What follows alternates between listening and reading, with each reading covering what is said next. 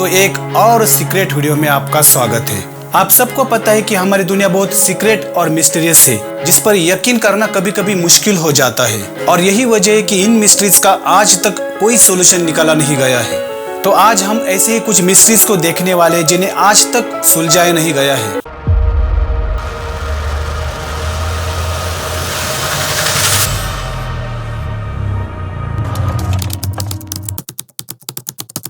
US state Nevada में 7,500 square kilometre का एक ऐसा टॉप सीक्रेट एरिया है जिसको एरिया 51 कहा जाता है। यहाँ अमेरिका की एक एयरफोर्स बेस है जहाँ मिलिट्री के कई सीक्रेट छिपे हुए हैं और इसी वजह से इस पूरे इलाके के आसपास भी भटकना अनलीगल है। जिन लोगों को यहाँ किसी काम की वजह से लाया जाता है तो उनकी टॉप लेवल की सिक्योरिटी क्लियरेंस चेक की जाती है और उसके बाद उनको लास वेगास के एक स्पेशल प्लेन से लाया जाता है। इस प्लेन की ये खासियत कि इसके विंडो के बाहर आप कुछ नहीं देख सकते और इतनी सिक्योरिटी की वजह से लोगों में एरिया 51 को लेकर कई अफवाहें उठने लगी।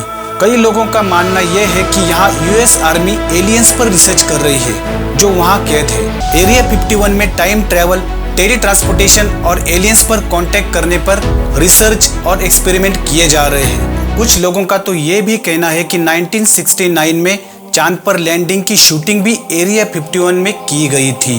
ऐसा क्या है एरिया 51 में जो अमेरिका पिछले 65 सालों से छिपा रहा है? लोगों में एरिया 51 के लिए क्यूरियोसिटी तब बढ़ गई जब 1997 में एक radio show host Art Bell, उनको एक कॉल आई। कॉल करने वाला शख्स हद से ज़्यादा घबराया हुआ था और वो खुद को एरिया 51 का एम्प्लॉय बता रहा था। उसने आर्ट बेल को बताया कि उसकी जान को खतरा है। उसने बताया कि अमेरिकन गवर्नमेंट दुनिया को बदलने जा रही है जिसमें हम रहते हैं। उस कॉल करने वाले ने यह भी कहा कि एलियंस आज भी एग्जिस्ट करते हैं और एरिया 51 में यूएफओज को रिवर्स इंजीनियरिंग करके उन पर रिसर्च की जा रही है। अभी वो शख्स कुछ और बताने वाला था कि सैटेलाइट ट्रांसमिशन बंद हो गई। फिर 7 महीने बाद उस शख्स ने आर्ट बेल को रेडियो शो के दौरान कॉल की और बताया कि पिछली वाली कॉल फेक थी और उसने एक मजाक किया था। लेकिन ये 7 महीने पहले की गई कॉल अगर फेक थी तो वो इतना घबराया हुआ क्यों था? और ये सब सच नहीं था तो उस टाइम सैटेलाइट बंद क्यों हुई? ये स्ट्रेंज कॉल अभी भी एक मिस्ट्री बनी हुई है जिसने कई सवाल पीछे छोड़ दिए हैं। ये बात है 2003 की, जब चिली के एटाकामा डिजर्ट से सिर्फ 6 इंच लंबा एक हाथ की साइज जितना स्ट्रक्चर मिला। ये स्ट्रक्चर एटाकामा डिजर्ट के एक वीरान बस्ती में सफेद कपड़े में लिपटा मिला और ये सिर्फ 6 इंच का था। इसकी शक्ल इंसानों से काफी हटकर थी। इसी वजह से ये समझा जाने लगा कि ये स्ट्रक्चर किसी एलियंस का है जो अर्थ पर आकर वापस नहीं जा सका। एलियन होने का अनुमान तब सच लगने लगा जब इनिशियल इन्वेस्टिगेशन में मालूम पड़ा कि यह स्ट्रक्चर किसी 5 से 6 साल के इंसान का है। लेकिन इसकी छोटी साइज देखकर इस बात पर यकीन करना मुश्किल था, क्योंकि 5 से 6 साल का इंसान इतना छोटा आखिर कैसे हो सकता है? इस स्ट्रक्चर की सभी हड्डियां एक दूसरे से जुड़ी हुई थी और इसके दांत भी जुड़े हुए थे। इसको कई सालों तक एलियन ही समझा जाने लगा। लेकिन फिर 2013 में डॉक्टर की एक टीम ने इस पर रिसर्च शुरू कर दी। डीएनए सैंपल और हड्डियों के कई सैंपल्स लेने के बाद मालूम पड़ा कि ये स्ट्रक्चर करीब 40 साल पुराना है और ये किसी एलियन का नहीं बल्कि इंसान का ही स्ट्रक्चर है जो शायद अपने पैदा होने के समय ही किसी वजह से मर गया। लेकिन इसकी उम्र 6 साल के इंसान जितनी कैसी हो गई, ये अभी तक एक मिस्ट्री बनी हुई है।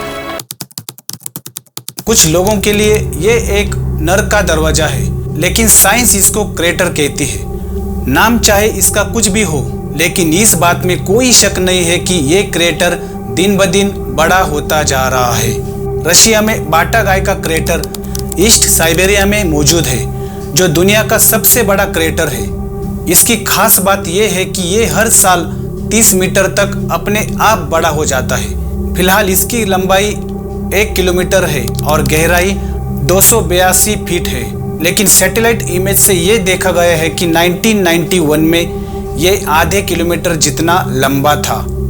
उसके बाद ये बढ़ते बढ़ते 2018 में इसकी लंबाई 0.65 मीटर हो गई, मतलब 650 मीटर तक ये रिकॉर्ड की गई।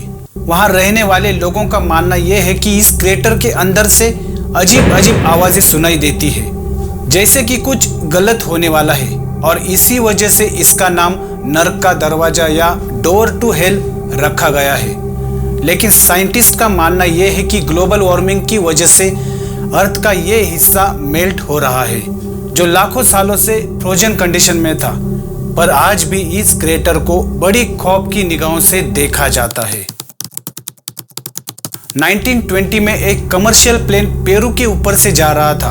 तभी पायलट ने जमीन पर मिस्टीरियस तरह की एक आकृति फिगर देखी।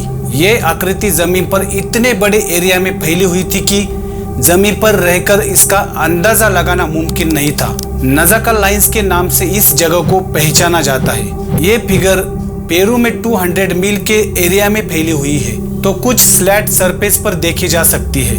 जियोमेट्रिक शेप से लेकर जानवरों के और परिंदों के स्केच यहाँ देखने मिलते हैं, जिनमें से कुछ तो फुटबॉल ग्राउंड जितने बड़े हैं। अभी तक ये 24 शेप्स इस एरिया में ढूंढे जा चुके हैं, और कई तो हमारे नजरों से दूर है। इनमें से कई स्केच 2000 साल पहले बनाए गए थे, और इसको बनाने का मतलब क्या था ये अभी तक किसी को सही तरीके से मालूम नहीं है।